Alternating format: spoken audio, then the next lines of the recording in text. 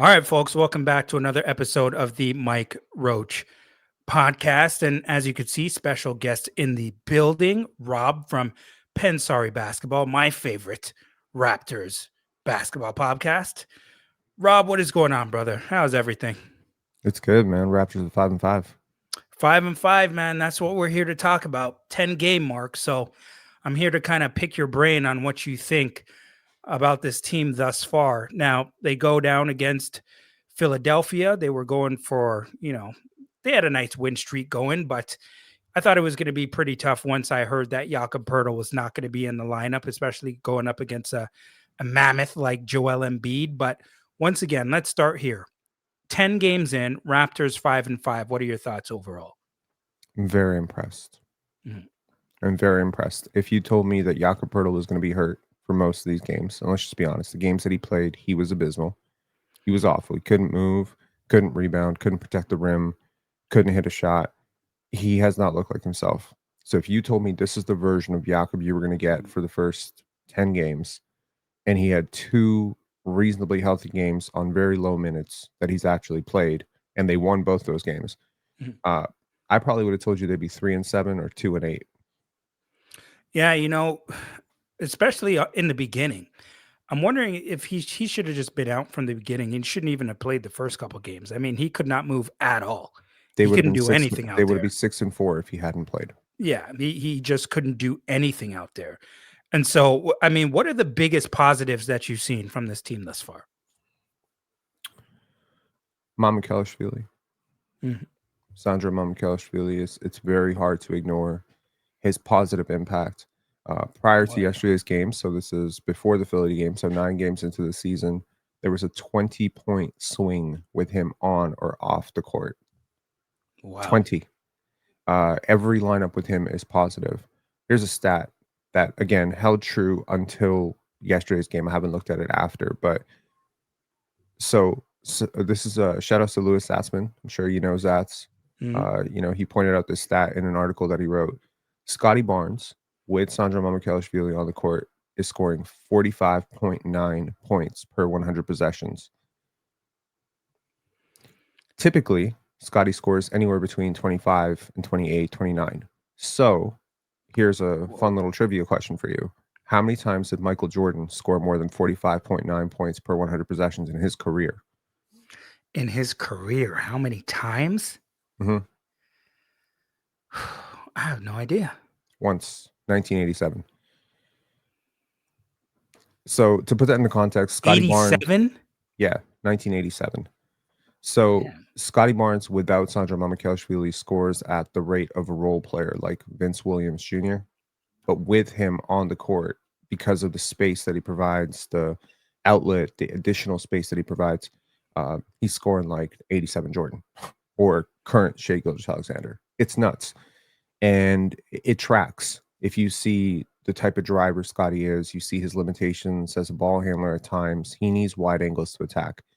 This is why for years I've been petitioning for us to get a stretch big, because I know it will help him unlock himself. So, yeah, I mean, a lot of people were saying Scottie's going to come out and average 15, 16 points per game with Brandon Ingram taking so much of the offense away. But for the most part of the season, he's been averaging 30 per 100 possessions, which is actually an uptick over last year. So, yeah. Scottie Barnes is not going to be averaging 15 or 16 points per game. Not if we want to win. I'll tell you that much. That's Scottie. Listen, he's one of the best things I love about Scottie is how unselfish he is when Mhm. he plays. But there comes a time, damn it, when Scottie just needs to take the ball and say, "Get the hell out of my way." Scottie is a specimen. Like if you look at this guy's body, look how he moves, look how long he is, look how strong he is. Look at the job when people watch that game against Philadelphia last night, right? Look at the job that he's doing going up against Joel Embiid. Did people watch that matchup to a certain degree? I mean, at to me, when you have a guy like Scottie Barnes and he is your primary guy, at no point ever should Scottie Barnes have to deal with that, but he does because he doesn't have a choice at this point. He's capable of doing it. And you know what? I'm gonna get back to him in just a second because he's doing it all on both ends of the floor. I mean, we've talked about him before in regards to his 3-point shooting. We'll get to that in just a second. But you talked about your positive. Any negatives that you want to mention before we move on? I mean, there's tons of negatives. The offensive rebounding, right? Well, the rebounding is abysmal. The rebounding in general has been bad. The defense has been mixed, right? The Raptors have had, during their win streak, they were one of the best defensive teams in the league. During the games they've lost, they've been one of the worst defensive teams in the league. So it's a tale of, does this team want to bring it tonight or not? But it's also scheme. It's also maybe a mistake by Darko, because I don't think Darko, even as optimistic as he is about his own coaching ability and his own, and Ingram's talent and all that stuff, I don't think he could have projected that the Raptors are going to be a top 5 half-court offense. Typically, to get a top 5 half-court offense, you need multiple stars, big stars. You need Luka, LeBron, you need Shea. You need something more than what the Raptors currently have. And you certainly need, a point guard who can be a point guard and actually hit his shots. So the fact that the Raptors have had this type of half-court efficiency means you don't have to get into transition as often, because the Raptors, probably walked into last season thinking we need to game the system. We don't have enough half-court creators, so we need to force turnover so we can get into transition. The problem is right now, the Raptors are a top 5. Well, going into yesterday, they were a top 5 half-court offense. Shout outs to Keeks. She brought that stat up. But they're not an above-average transition efficiency team. Their half-court offense has been more efficient than their transition offense relative to league average. So it's a little bit interesting. It's a very weird team, you say one good thing, the 3-pointers are going in. Right? But your best 3-point shooters are not taking as many threes as they should.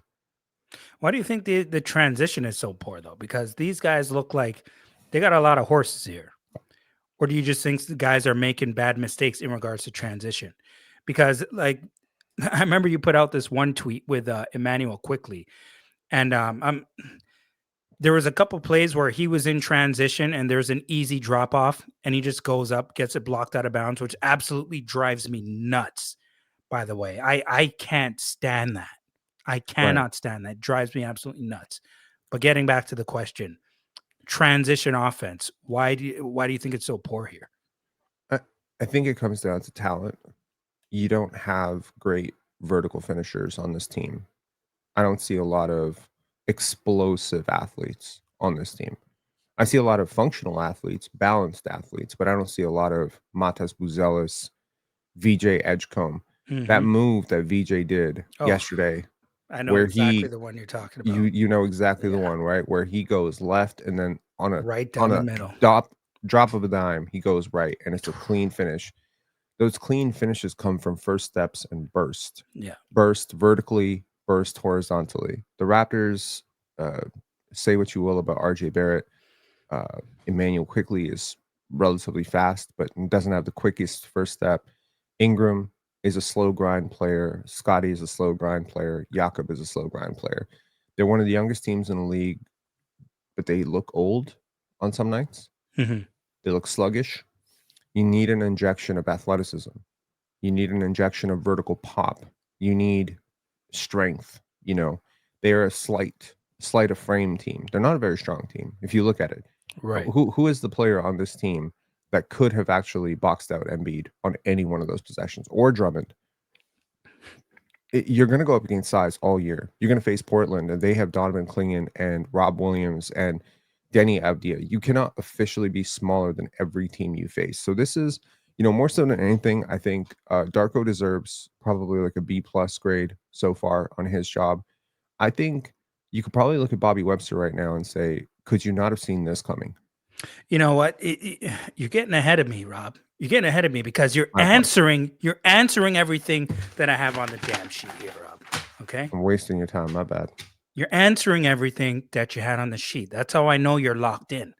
That's how I know you're locked in here. Because Let's backtrack. All right. Let's go back for a bit. Because I'm running ahead of you in transition. Yes. I'm Emmanuel Quickley right now. Well, and you're my poor teammate trying to get an open dunk, and I'm just like, nah, forget you. Just going right past you. My bad. This is why I have you here right now. This is why I called you. Okay. Now you mentioned Bobby Webster, and first of all, okay, you mentioned so many. I'm so excited right now that I don't even know where to begin here. and over and over again. Were you surprised that Ochai started that game last night? Yes, I understand it. I get the theory. You want to be switchable on the perimeter. You want to limit transition. You want to put a good athlete in there. Ochai is probably the best wing defender that you have, not named Scottie Barnes and Colin Murray Boyles, who can actually protect the rim. But as I said, you have Colin Murray Boyles. He's shooting 8% from three this year. He walked into last night shooting 9%, and then he missed his only shot. He has not looked good. Jacoby has not looked good. Grady has been very mixed. So at this point, you might want to explore Jonathan Mobo, Colin Murray Boyles, Jameson Battle. You have to look somewhere else.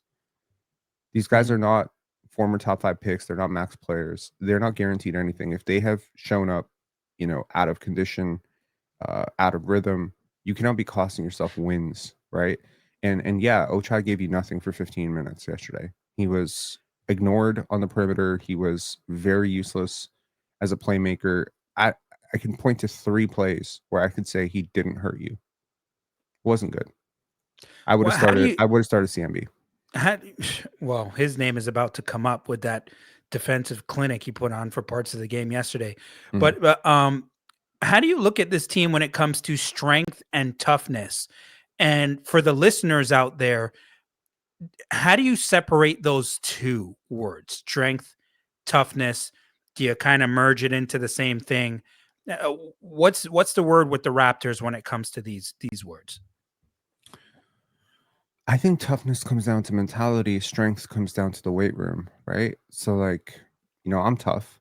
I'm a tough basketball player, but it's not going to help me in the post against a 250-pound center because I'm giving up, 70 pounds, and he's going to move me because that's physics. But I'm tough, which means I'll scrap and I'll claw and I'll try to block the shot anyways and pick up a foul. So I'm tough. I think the Raptors have some tough players, but they've been missing in both departments, strength and toughness.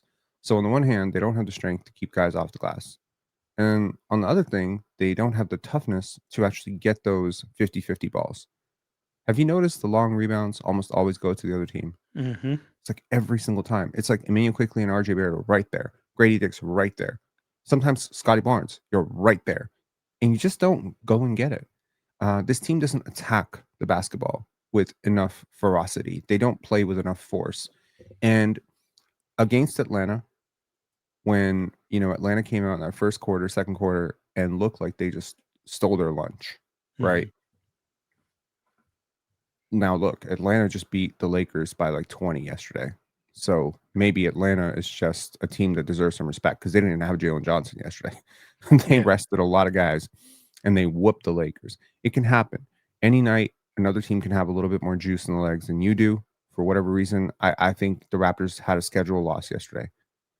100% thought they were going to lose that game. I would have bet my house on it. Like I said it in my post-game live after the Atlanta game, tomorrow's a loss. Prepare yourself. Don't get your hopes up. It's going to be a loss. The fact that it was even close is a win to me because you should not have won that game. You shouldn't have been in that game, right? At all. The fact that you were in that game is because Scottie wanted to compete really, really hard, with Embiid and block some shots and, give you some fourth quarter, third quarter heroics, and RJ Barrett started hitting some shots and Emmanuel Quickley hit the shots. Like that's why you were in that game at all. And because Philly's defense is trash.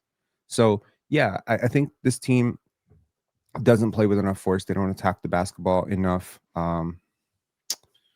There's a lot of like attention to detail stuff, but more than anything, they're just kind of set up to fail because they don't have the requisite strength. Like, there's no one player on this team, and I'm not saying every roster has this type of player who reminds you of a Steven Adams.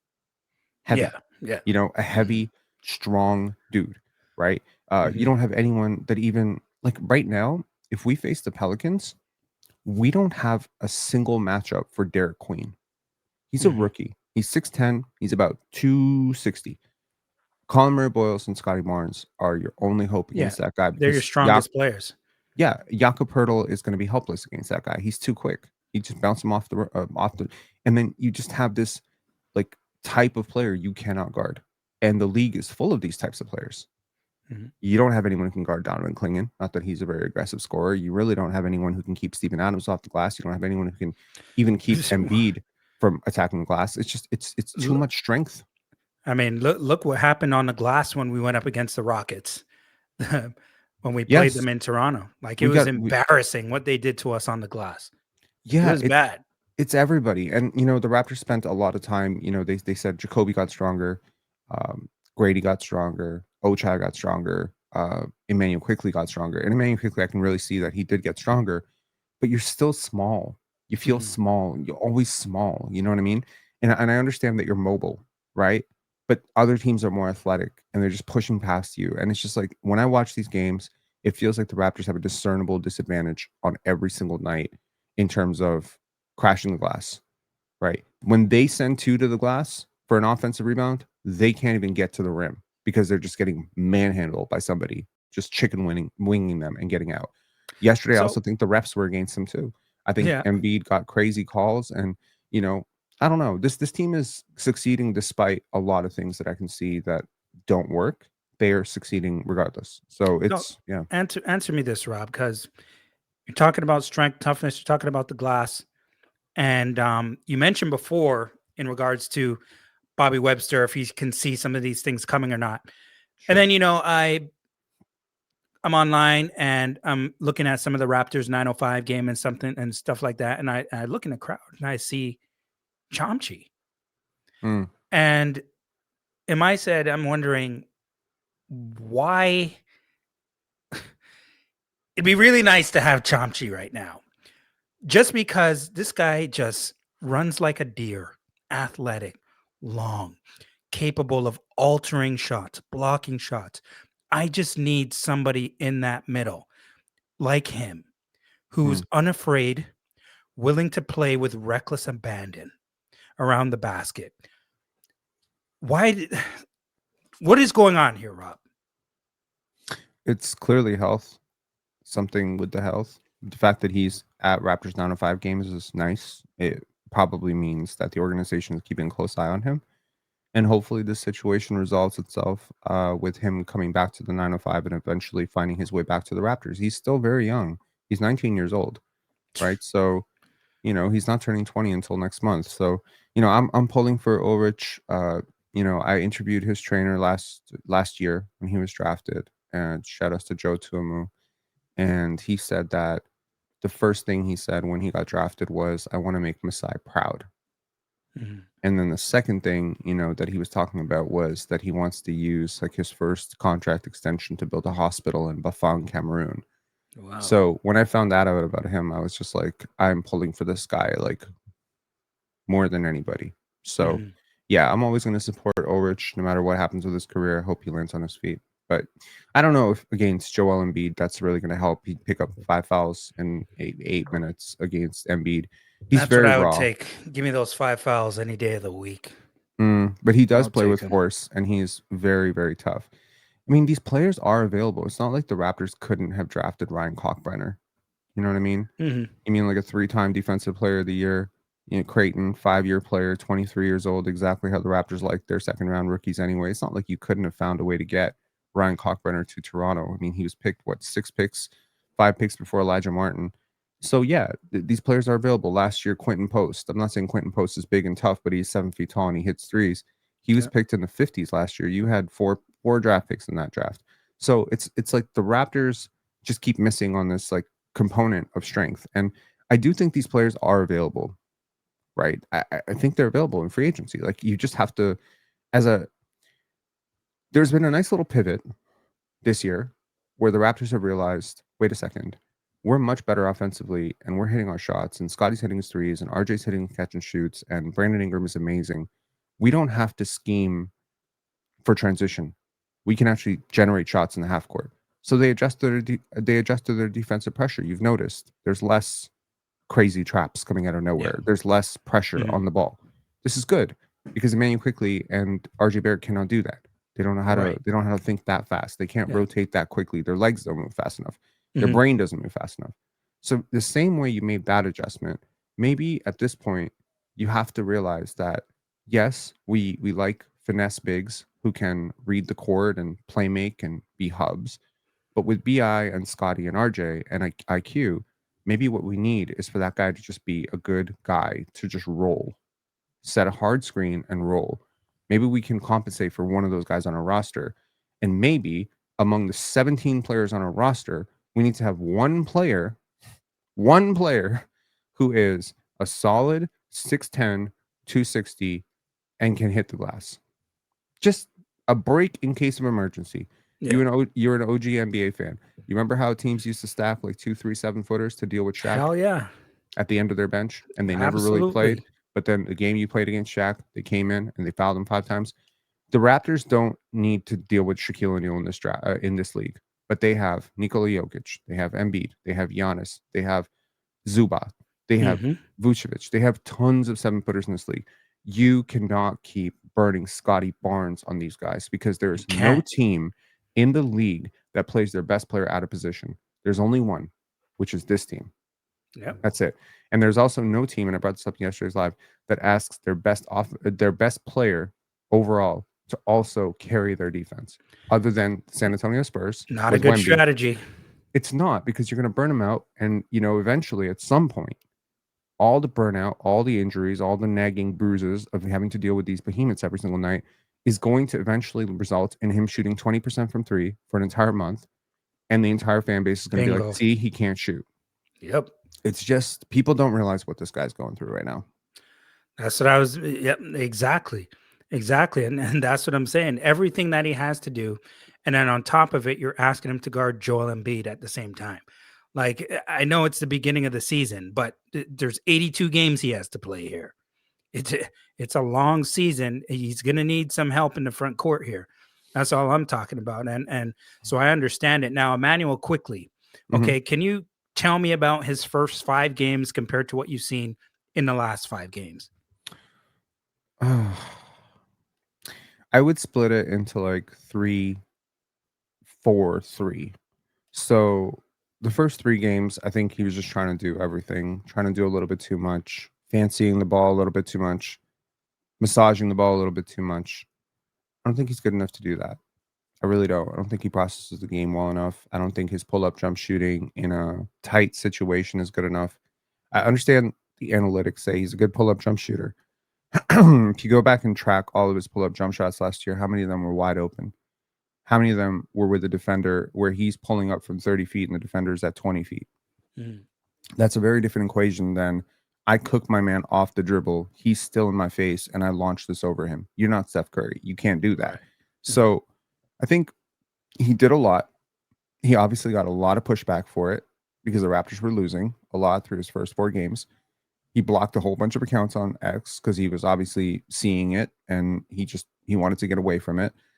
And then the next 3, 4 games, it almost felt like he was timid, like he was not taking as many shots, right? He was passing up opportunities that I think he should score on. And then the last couple of games, he's been hitting his shots and people are ignoring all the things that are still going wrong with him. Now, I appreciate the effort. I appreciate the sentiment. I appreciate the spirit. I appreciate the fact that he's confident in himself.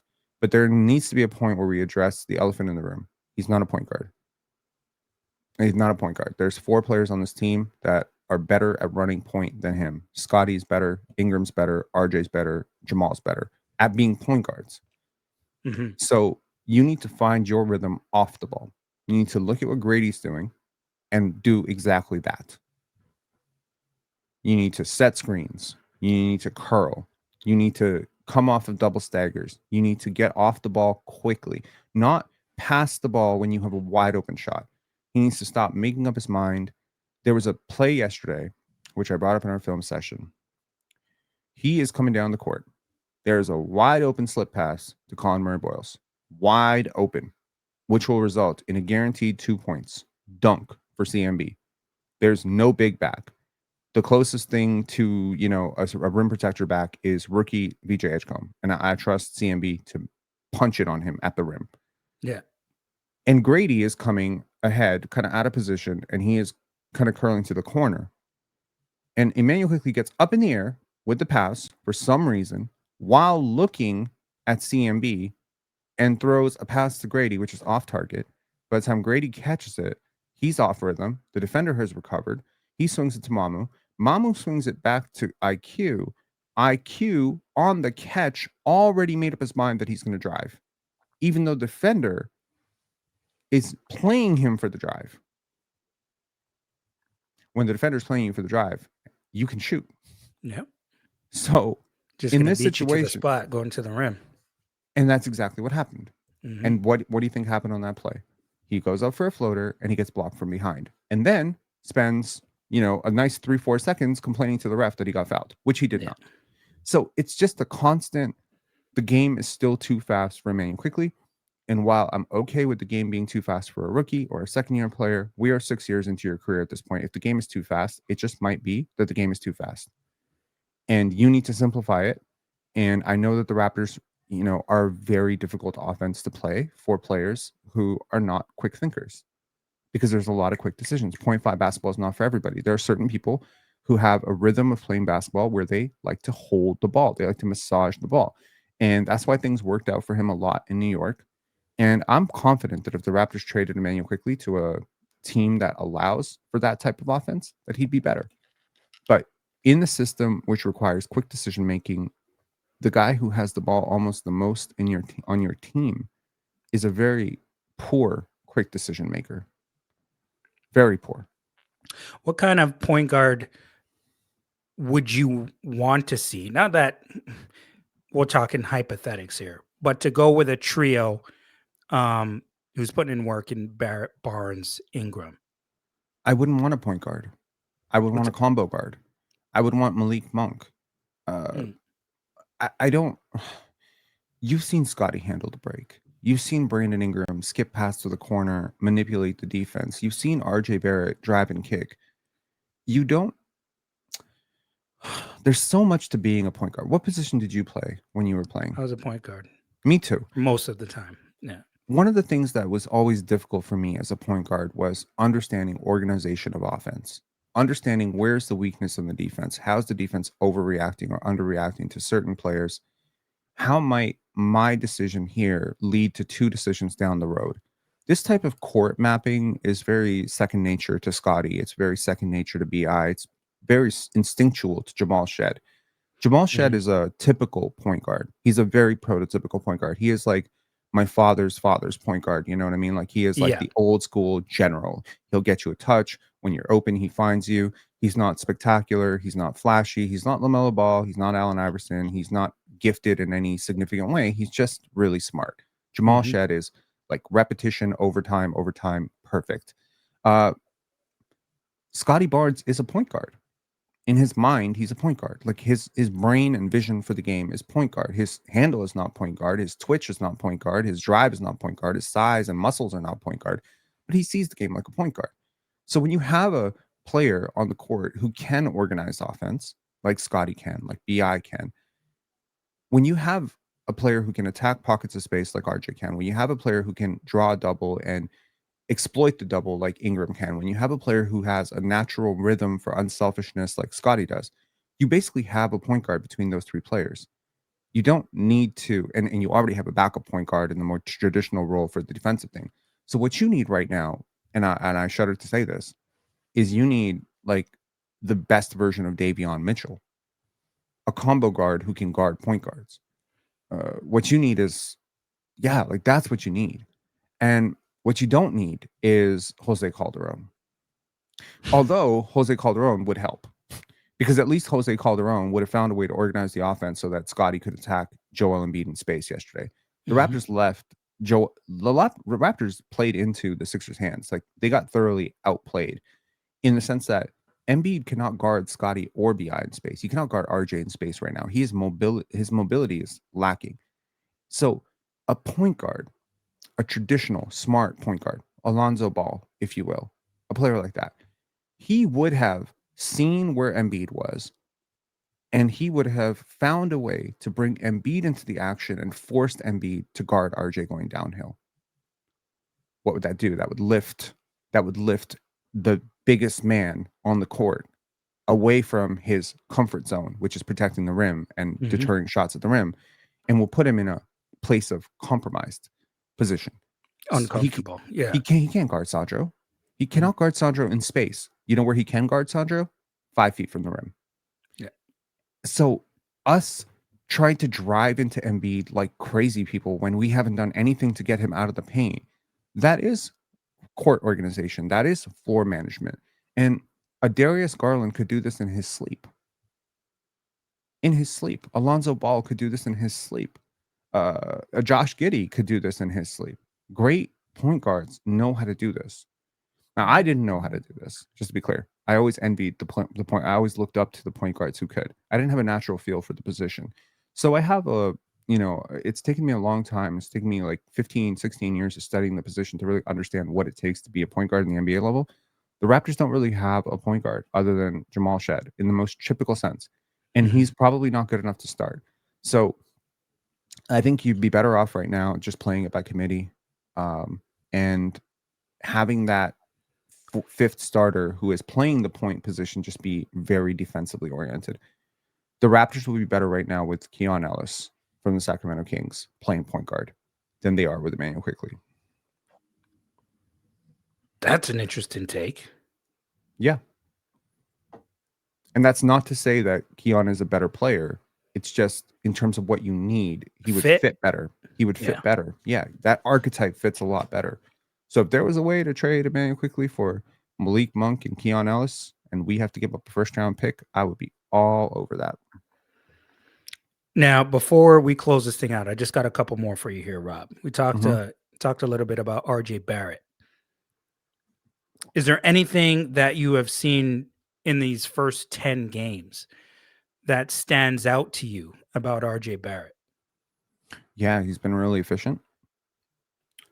I have a completely new appreciation for his ability to attack space.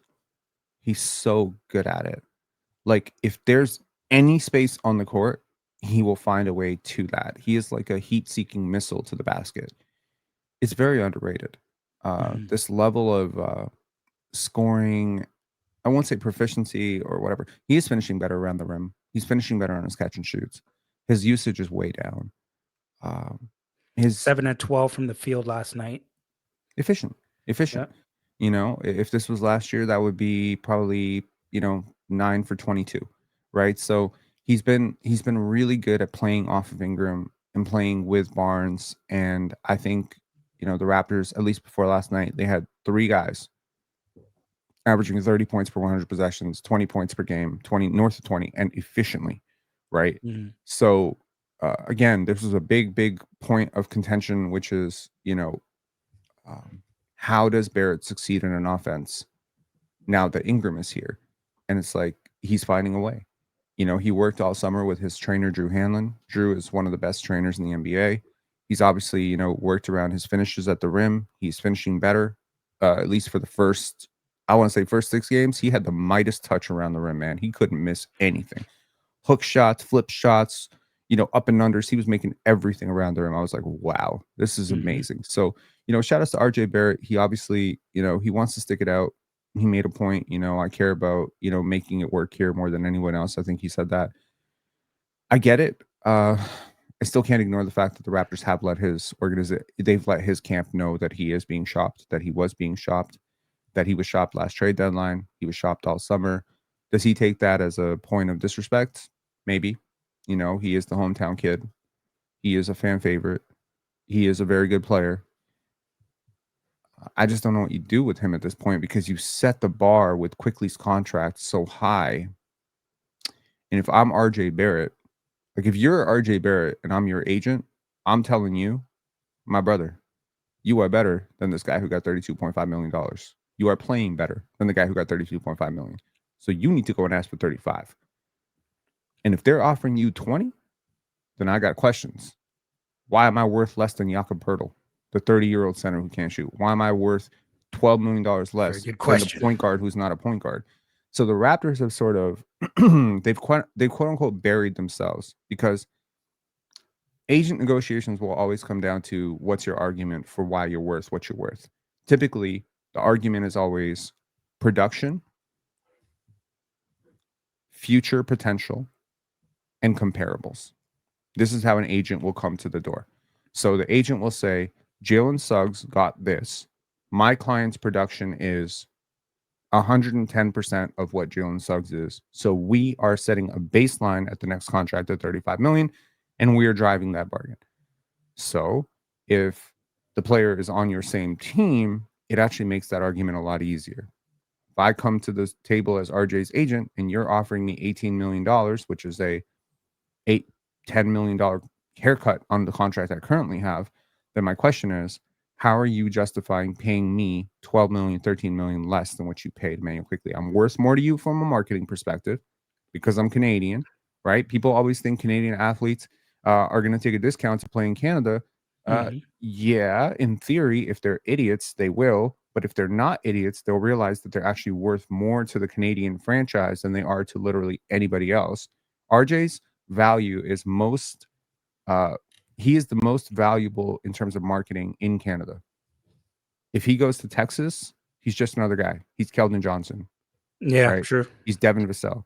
But in Canada, he is Maple Mamba. He is the once held high hope of Canadian basketball. He is a face of Canada basketball. He's worth so much more from a marketing perspective than Emmanuel Quickley is. RJ Barrett can make a legitimate, and I would never pay him this contract.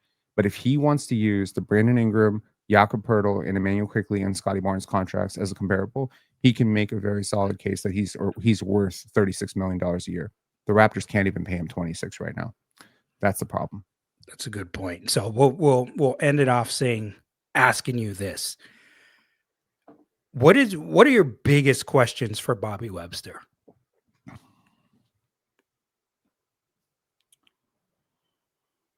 How hungry are you? To borrow the Serge Ibaka term, how hungry are you, sir? If you are willing to push it this year, I think Ingram and Barnes, like what you have on this team, there's something substantial going on here. You've got one of the youngest teams in the league. Really. I did the calculus yesterday. The Raptors, in terms of players that have actually played, are younger than the OKC Thunder. They're younger than the Chicago Bulls. They're younger than Miami Heat. They're younger than a lot of teams. They're basically younger than everybody not named the Brooklyn Nets and the Washington Wizards. They might even be younger than the Wizards in terms of the players who play. Shout out to Garrett Temple. So my question really is at this point is, we know young teams don't win, typically. Right. The OKC Thunder are the biggest outlier. So are you willing to maybe trade a little bit of this youth that's maybe not working out substantially well and take a chance on something more substantial than Thaddeus Young? Are you willing to part with more than you're comfortable with for a Derek White? Are you willing to go all in on Lauri Markkanen? Because the East really is wide open. There is no team in the East that is like scaring me in a 7-game series right now. Cleveland looks vulnerable. Detroit looks, Detroit's very good so far, but Detroit is beatable. Like, you're not that far away. I think giving this locker room that one extra ounce of faith that, hey, we actually have a starting center on our team that can battle with Embiid, and our franchise player doesn't have to go out there, or yeah. So that's really my question at this point. It's like, are you willing to make a choice on Grady, Ochai, Jacoby, all the collection of young wings that you've put together, and just say, you know what? If you turn into an all-star, you turn into an all-star. You're going to turn into an all-star somewhere else. We got all-stars on this team that we got to think about, and we're going all in, and we're going to take some of this youth, and we're going to go for a substantial piece right now. Because right now you got a poo-poo platter of like 4 players who are doing absolutely jack shit for you. Mm-hmm. And I appreciate depth, and I understand why the Raptors are built with depth, because you need depth to get out of the regular season. You're going to have injuries later. Teams are typically now thinking build 13 deep, et cetera, et cetera. But the truth is, you've got 2 players in the G League right now in Jonathan Mobo and Chucky Hepburn that I believe can give you valuable minutes right now. I honestly believe that. If you had enough offensive talent on this team, I believe that those 2 can be serviceable end-of-bench role players. And, shout outs to Garrett Temple. I'm also curious if he would be willing to become an assistant coach. That's another question I have. So I was wondering too. I was wondering that same thing. I've had that conversation. Like, I'm not going to say it pisses me off, but it kind of bothers me, because when I see players in those positions, you're an older player. Mm-hmm. Like, if you're an older player and you're in the position that you're in, I still expect you to be on the floor and playing. So with that being said, at some point, do they just look at him and be like, listen, you want to be an assistant coach here? Because that's essentially what you're doing right now, taking up Yes, a roster spot on the bench. I agree with you. And I mean, there are players. Charles Bassey would help. I'm just saying, Charles Bassey could help, right? Malcolm Brogdon obviously has retired now. I'm looking at like there's so many players. Brandon Carlson got waived.